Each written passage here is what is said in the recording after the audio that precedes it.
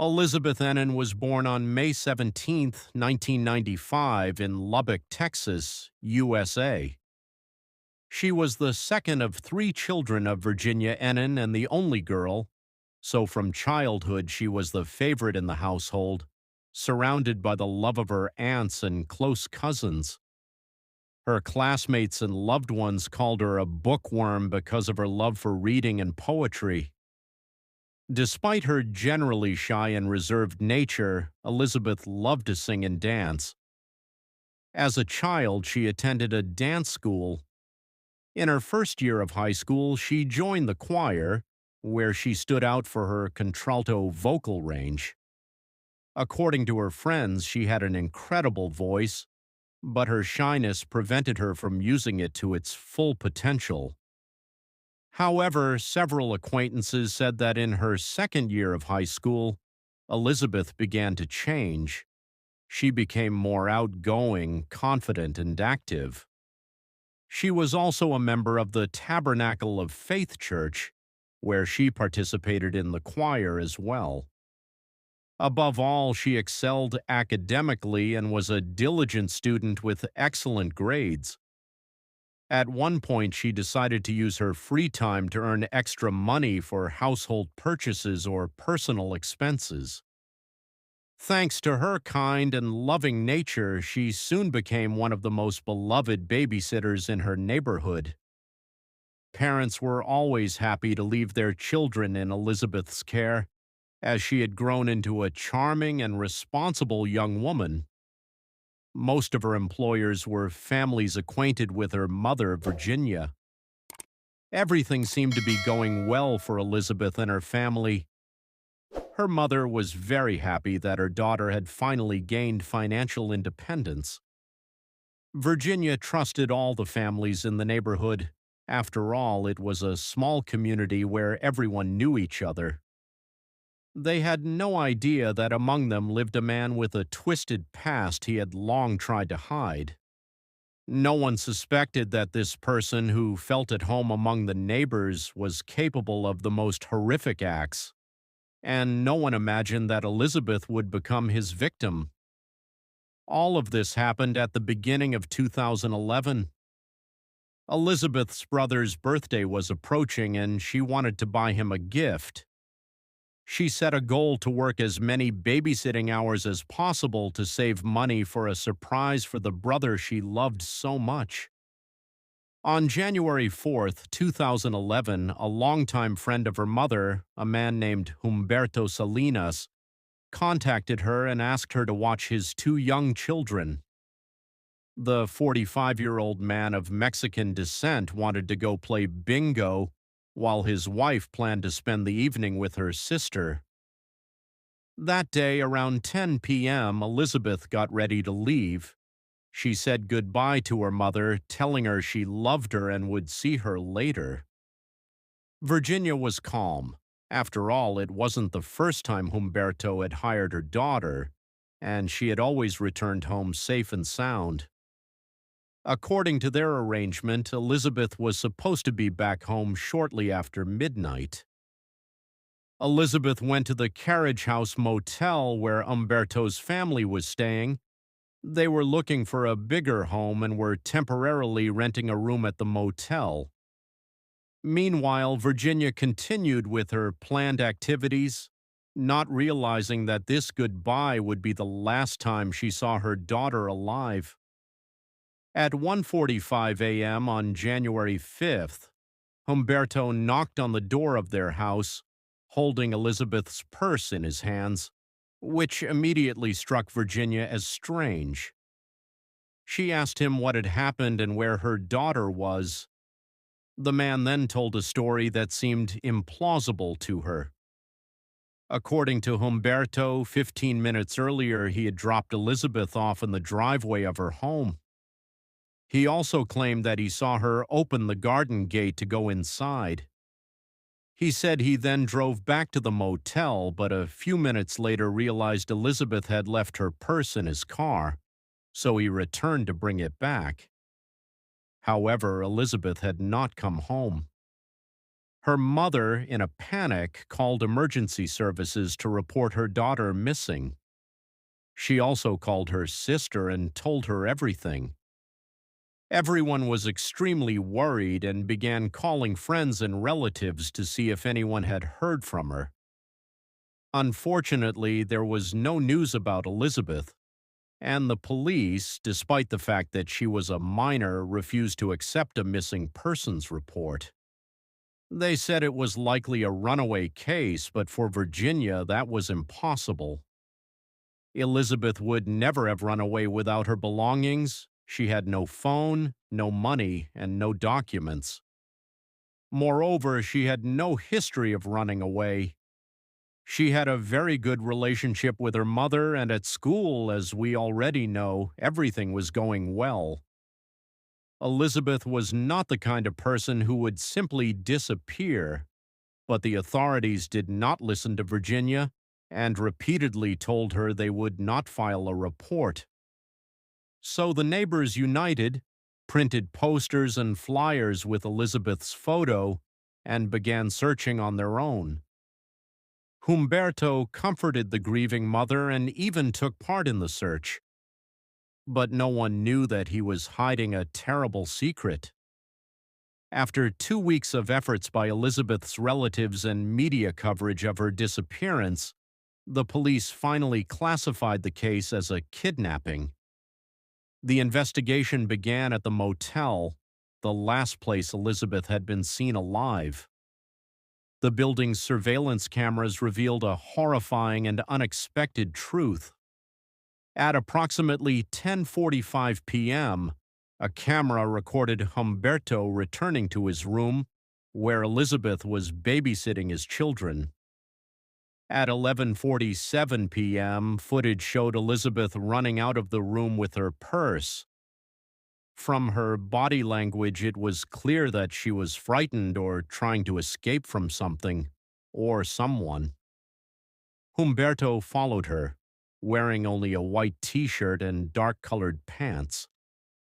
In the next frames, Humberto tightly grabbed Elizabeth by the arm. She tried to turn away to escape, but due to his size and strength, he easily overpowered her and forced her toward the parking lot where his car was parked. Another video showed the car leaving the motel, returning later, and then leaving again. With this disturbing footage, Humberto was taken to the police station for questioning. Officers told him he would be arrested and charged with Elizabeth's kidnapping. The police tried to pressure him for more information, but during the first hours of interrogation, Humberto strictly stuck to the original version of events he had given. He did not change a single detail and repeated it several times. He claimed that Elizabeth had started acting strangely that evening and that when she ran out for no apparent reason, he simply offered to drive her home. He continued to insist that he dropped her off in the driveway and then left, later returning only after discovering her purse in his car. We already know the rest of the story, but the police kept applying more and more pressure. They wanted him to contradict himself or change some detail. After several more hours, he hinted that Elizabeth might have run away with his 18-year-old son, who was also missing at the time.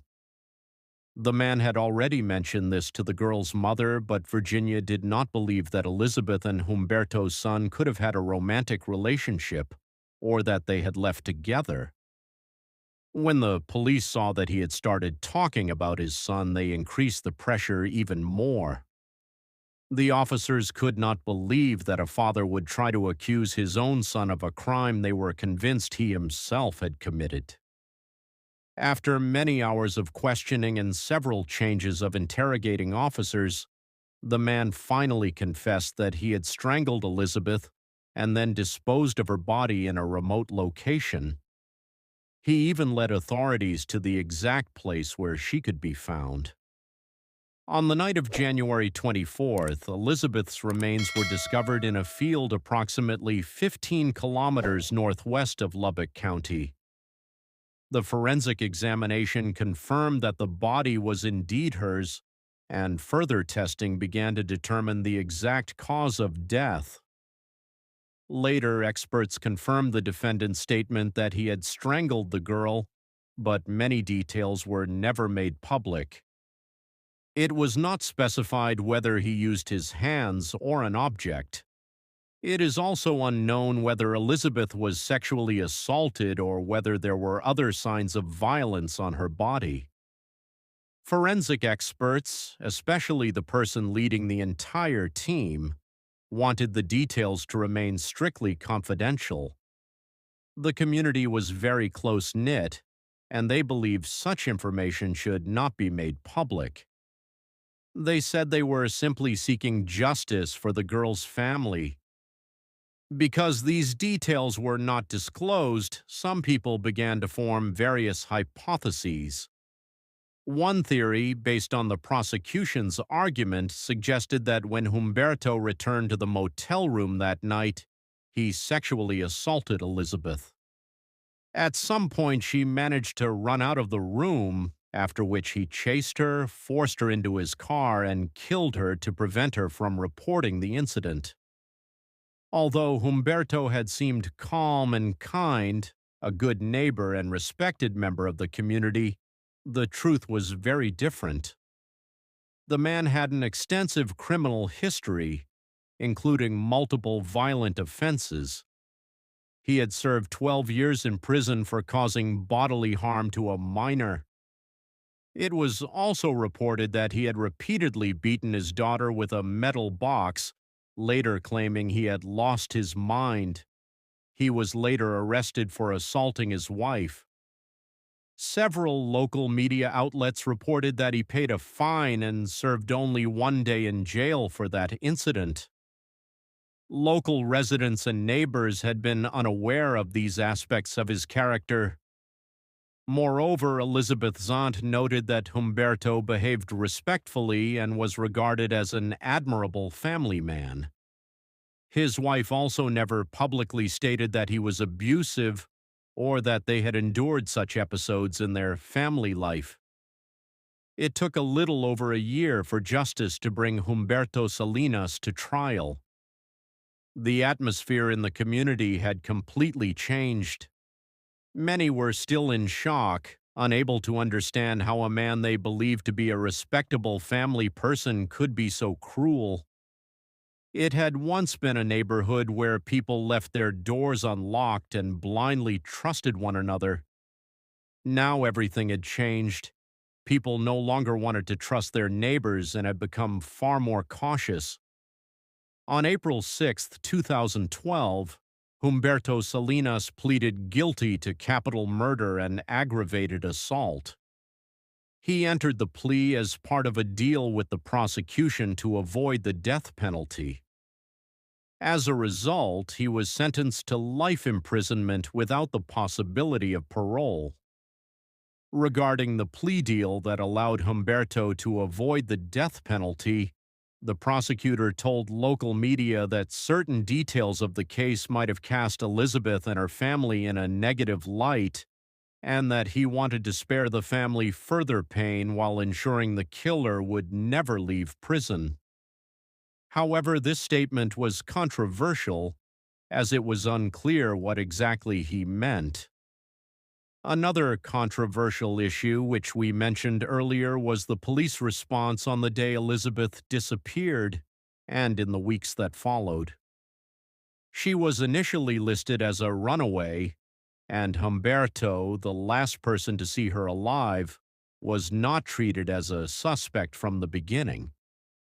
In response, the police captain stated that his officers did everything possible with the information they had at the time.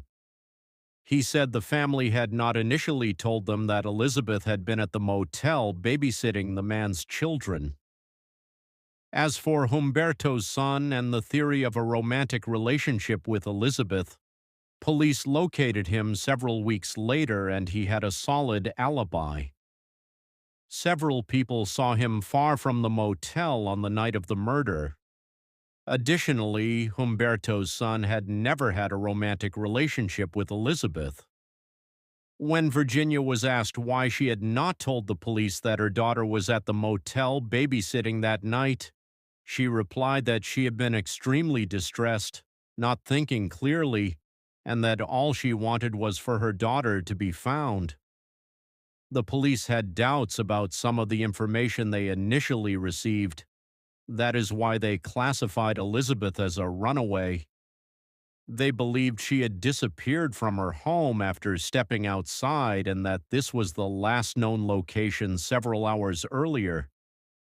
This was how they justified listing her as a runaway rather than a missing person.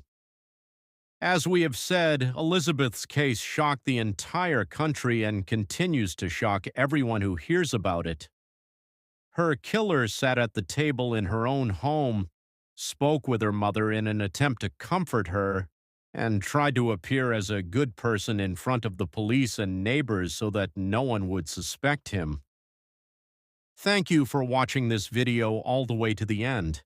I encourage you to subscribe to my YouTube channel and share your thoughts about this story in the comments. Thanks for watching, and this isn't goodbye.